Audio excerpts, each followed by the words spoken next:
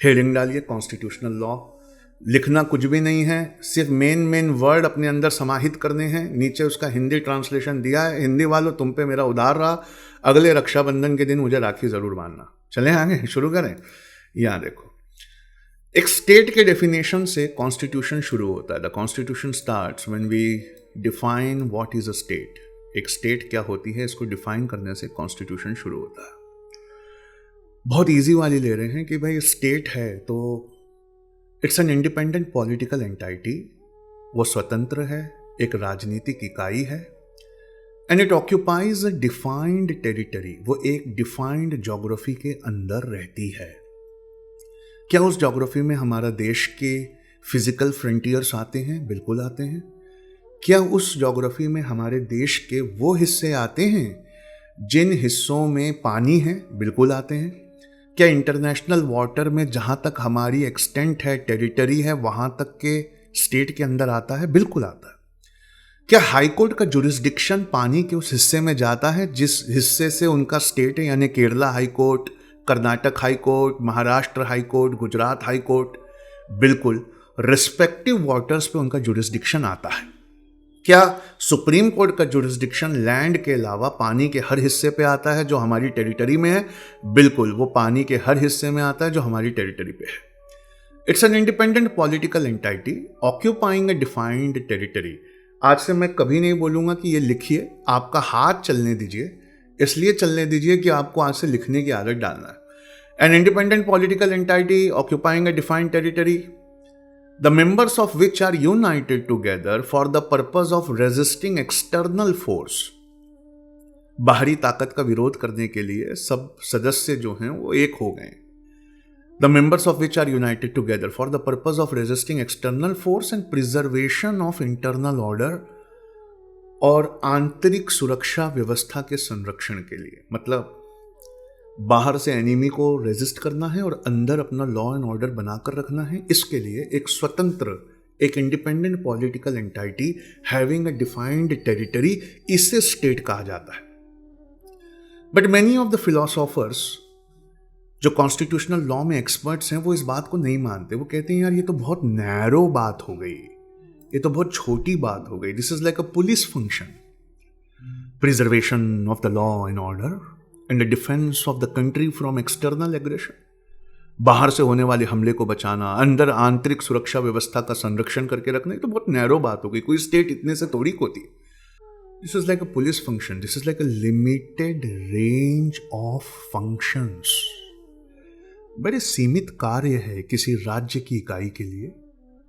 इस डेफिनेशन से बहुत लोग हैं जो संतुष्ट नहीं है। These are very limited range of function. Preservation of internal law and order, preservation, resistance from the external aggression. People have been united together within a defined territory. It's an independent political entity, but this is very wrong. Police या कानून व्यवस्था से related है, but modern state is more than this. A modern state does not rest contained with being merely a police or law and order state. एक आधुनिक राज्य सिर्फ law and order को मेंटेन करके संतुष्ट नहीं रह सकता। It tends to become a social welfare state. लोगों का भला करना, सामाजिक कल्याणकारी राज्य। इस वर्ड को याद कर लीजिए, लिख लीजिए, a social welfare state. It tends to become a social welfare state. मतलब it is not contented with the mere a police and a law and order state, but it tends to become a social welfare state.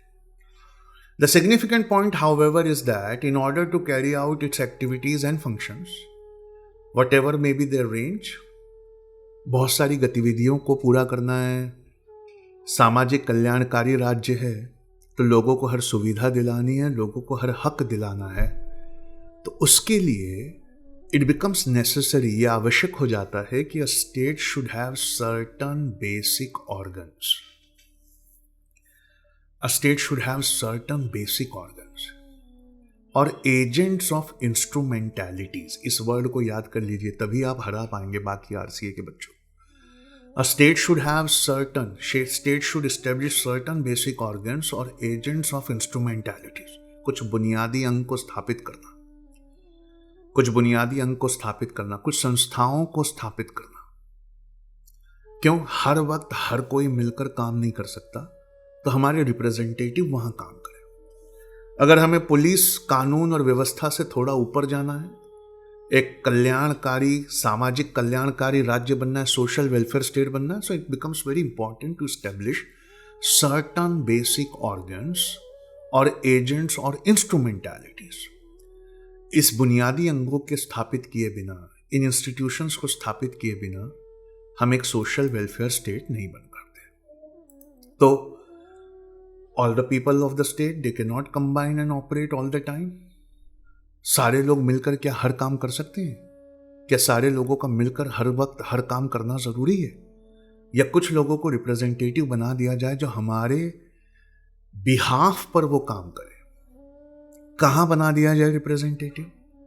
कुछ fundamental organs में, कुछ बुनियादी अंग में, कुछ मूलभूत अंग में, कुछ इंस्टीट्यूशंस में, कुछ संस्थाओं में हमारे रिप्रेजेंटेटिव्स को हमारे बिहाफ पर ला दिया जाए। अगर इंस्टीट्यूशंस बनेंगे, संस्थाएं बनेंगी, फंडामेंटल ऑर्गन्स एस्टेब्लिश होंगे जहां आपके रिप्रेजेंटेटिव आपको रिप्रेजेंट करेंगे, तो फिर एक कॉन्स्टिट्यूशनल लॉ की जरूरत होती है। That is the definition of a constitutional law.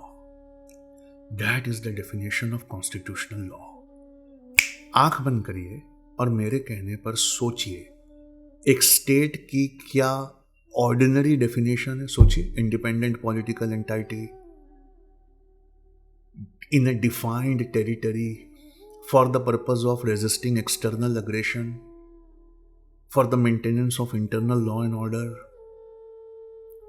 लेकिन एक राज्य इतना छोटा नहीं हो सकता, उसे सामाजिक कल्याणकारी राज्य बनना जरूरी है।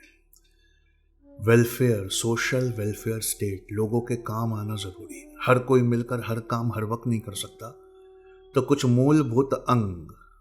So it becomes necessary fundamental organs को स्टैब्लिश करना। सोचिए, मूलभूत अंगों को, उसको चलाने के लिए, उन इंस्टीट्यूशंस, उन ऑर्गेनाइजेशंस को चलाने के लिए हमें कॉन्स्टिट्यूशनल लॉ की जरूरत पड़ती है, उन आवश्यक अंगों को चलाने के लिए। और उन ऑर्गन्स, उन इंस्टीट्यूशंस, उन संस्थाओं को चलाने के लिए there must be some law. कोई ना कोई कानून होना चाहिए जिसके तहत वो चलाए जा सके। अब आंख बंद करो, जितनी बार बोला करूं आंख बंद करो, बंद किया करो, तुम्हारी इमेजिनेशन को बढ़ा रहा हूं मैं।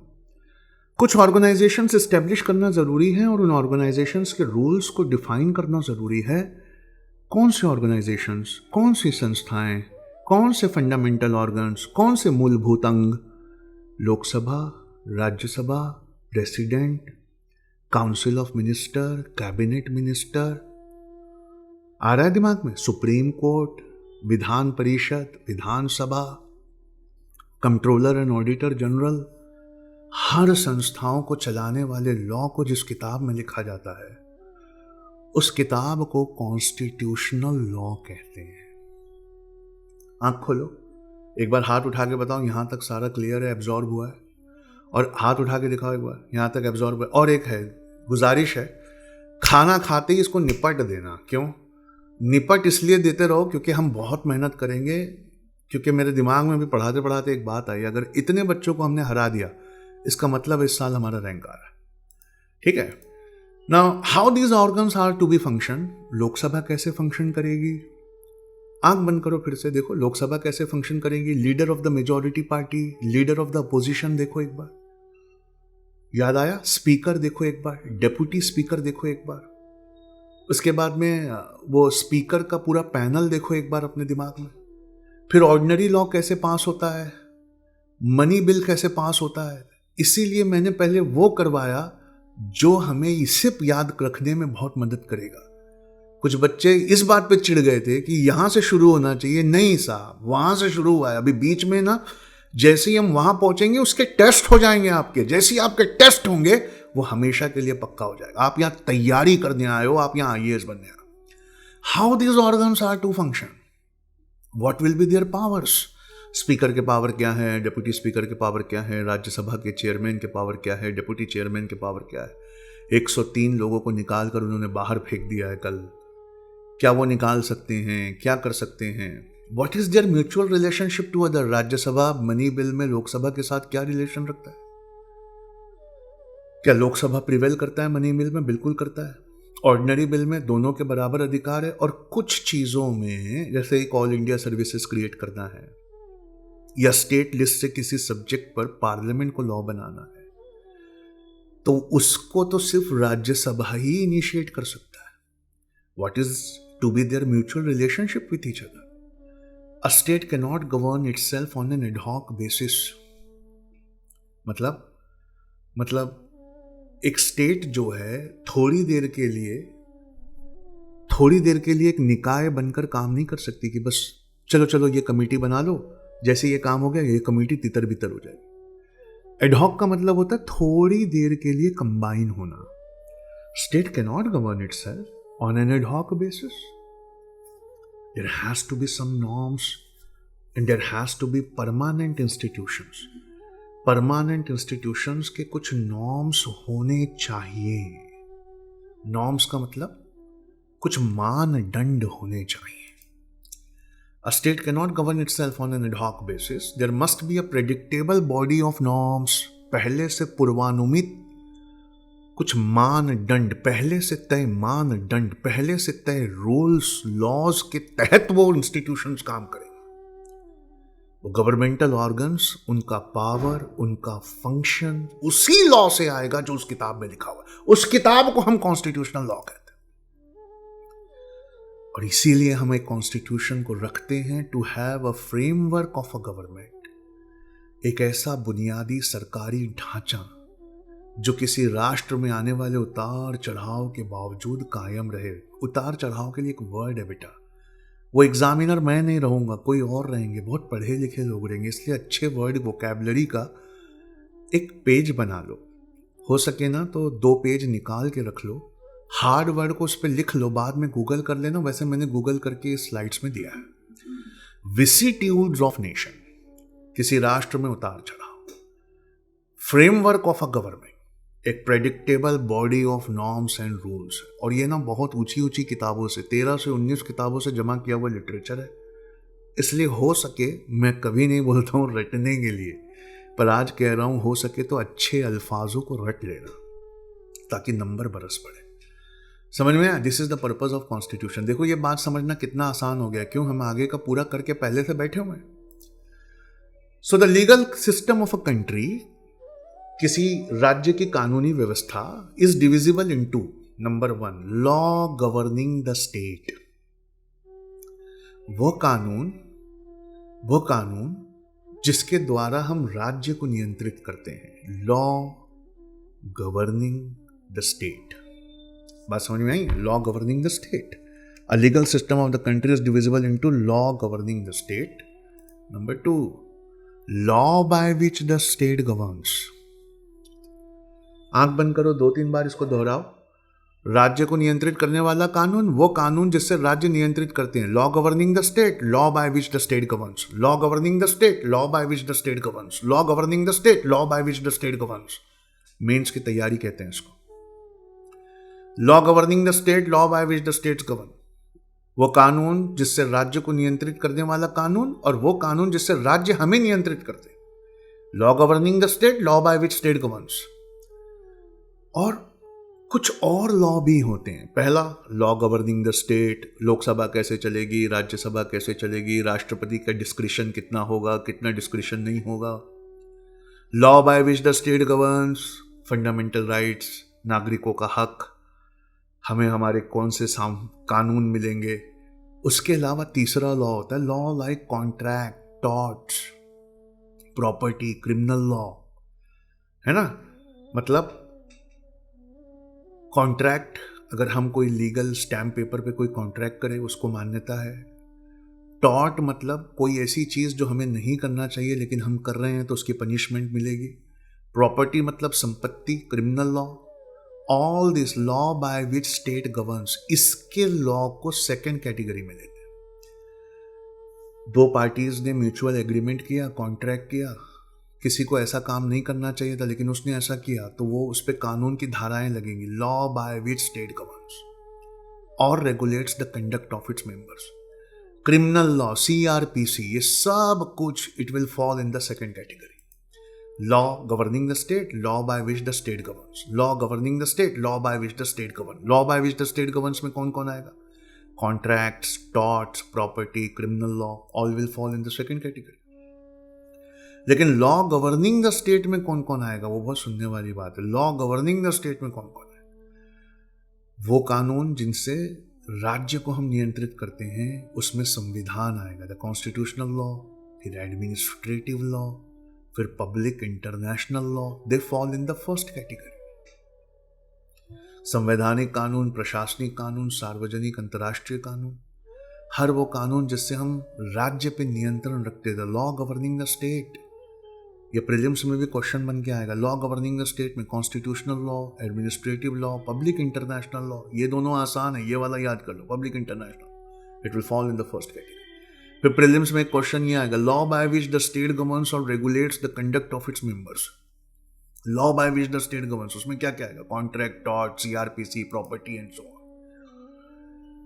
तो फर्स्ट कैटेगरी में those which govern the state, second category में those laws by which the state governs, those laws by which the state governs, laws governing the state मतलब फर्स्ट कैटेगरी, उसे हम पब्लिक लॉ कहते हैं। लिख लीजिए इस लाइन को, ये लाइन लिखना जरूरी है। लॉज गवर्निंग द स्टेट, वो कानून जो राज्य पर लगाम रखते हैं, नियंत्रण रखते हैं, हम उससे पब्लिक लॉ कहते हैं। Laws governing the state fall in the category of public law, and laws governing the affairs of citizens, वो जो नागरिकों को नियंत्रित करते हैं, they fall in the category of private law. Laws governing the state fall in the category of public law. Laws governing the state fall in the category of public law. Laws governing the affairs of citizens, they fall in the category of private law. पक्का? मेरी तरफ देखो एक बारी, हाथ आंख बंद करो। पहले राज्य की डेफिनेशन सोचो, independent political entity, defined territory, याद आया ना? For the purpose of maintaining internal law and order, resisting external aggression, याद आया? उसके बाद याद आया, this are very narrow things, so we need something more. Social welfare state, सामाजिक कल्याणकारी राज्य, है ना? उसके अंदर मूलभूत अंग, प्रिंसिपल ऑर्गन्स, प्रिंसिपल इंस्टीट्यूशंस को इस्टेब्लिश करना बहुत ज़रूरी है। क्यों? All of us cannot combine and perform on an ad hoc basis. थोड़ी देर के लिए जमा होकर फिर तितर बितर नहीं हो सकते। तो परमानेंट, स्थायी इकाइयाँ चाहिए, स्थायी संस्थाएं चाहिए। उन संस्थाओं को नियंत्रित करने वाले कानून चाहिए, और उन कानूनों को हम कॉन्स्टिट्यूशनल लॉ कहते हैं। अब देखो अपने दिमाग में, देखो अंधेरा करो अपने दिमाग में पूरा। Constitution law can be divided into two category. एक, the law which governs the state, वो कानून जो राज्य पे नियंत्रित करते हैं, and the law which by which the state governs, वो कानून जिससे राज्य सिटीजन्स, नागरिकों को गवर्न करती है। दिख रहे हैं दोनों? तो लॉ गवर्निंग द स्टेट के नीचे पब्लिक लॉ लिख दे, and law by which the state governs के नीचे प्राइवेट लॉ लिख दे। अभी तक इतना ही हुआ है क्या? इतना बिल्कुल तैयार है? आँख खोलो, जल्दी से हाथ उठाओ। क्या इतना तैयार है? पक्का? मेरी बात सुनो, नीचे करो हाथ, मेरी बात सुनो, करके दिखाते हैं। ऐसा मेंस लिख के दिखाते हैं, ये भी याद रखेंगे किससे पाला पड़ा था। उल्टा है, हमको लगना चाहिए अरे बाप रे कहाँ ले जाके, उनको लगना चाहिए नहीं साहब किसको बिठाया था हमारे साथ, सारे नंबर वही ले गए। अब सुनना है बहुत इंपॉर्टेंट चीज। तो कॉन्स्टिट्यूशन ऑफ अ कंट्री क्या करता है? जितना अभी तक हमने पढ़ा है सबको मिलाकर लिखा है। Speaking generally, the constitution of a country seeks to establish its fundamental or basic or apex organs of the government and administration.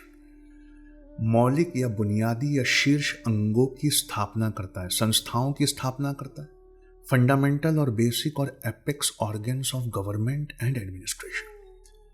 उनका स्ट्रक्चर डिफाइन करता है, उनकी हिरार्की, कौन किसके ऊपर रहेगा, किसको किस पे ज्यादा कानून है, describes their structure, describes their composition, describes their powers. Describes their principal functions, describe their inter relationship, एक दूसरे से inter relationship, and then it regulates the relationship with the people, लोगों के साथ उनकी relationship, more particularly the political relationship, seeks to establish fundamental or basic or opex organs of the government, describe their structure, their composition, their powers, the principal functions.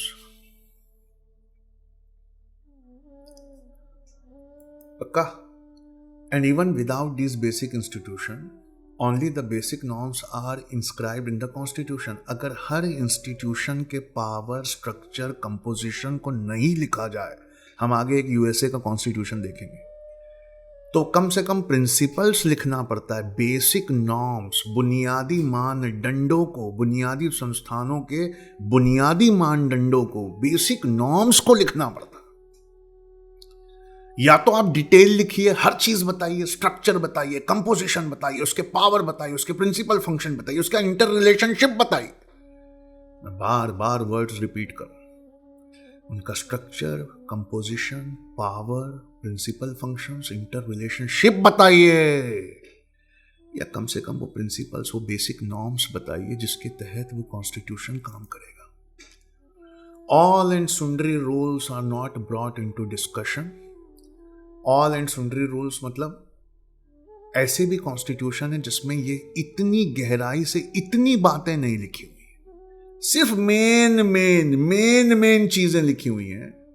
और all and sundry rules मतलब सभी और विविध नियमों को नहीं लिखा गया, सभी और विविध नियमों को नहीं लिखा गया, सिर्फ प्रिंसिपल लिख दिए गए। There has to be a president, there has to be 2 houses, बस।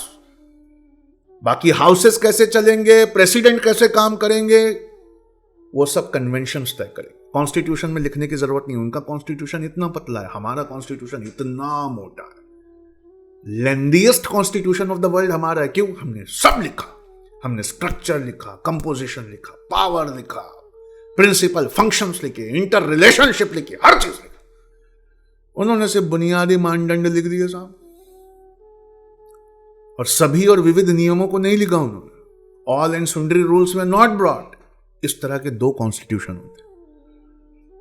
एक सवाल दिमाग में आना चाहिए कि कहां पर हर चीज लिखने की जरूरत है और कहां पर सिर्फ बुनियादी बातें लिख दें तो काफी है। ध्यान से सुनना, जो कंट्री होमोजीनियस है, आंख बंद करो दिखाऊं, जो कंट्री होमोजीनियस है, जहां एक रिलीजन के लोग ज्यादा हैं, जहां सब एक जैसा पढ़े लिखे हैं, जहां बहुत सारे अलग अलग राज्य नहीं है, एक ही तरह के लोग रहते हैं, यूनाइटेड किंगडम, यूएसए, वहां पर सब चीज लिखने की जरूरत नहीं। आंख खोलो। लेकिन जहां पर विविध तरीके के लोग रहते हैं, हर 50 किलोमीटर में बोली, वेशभूषा सब बदल जाती है।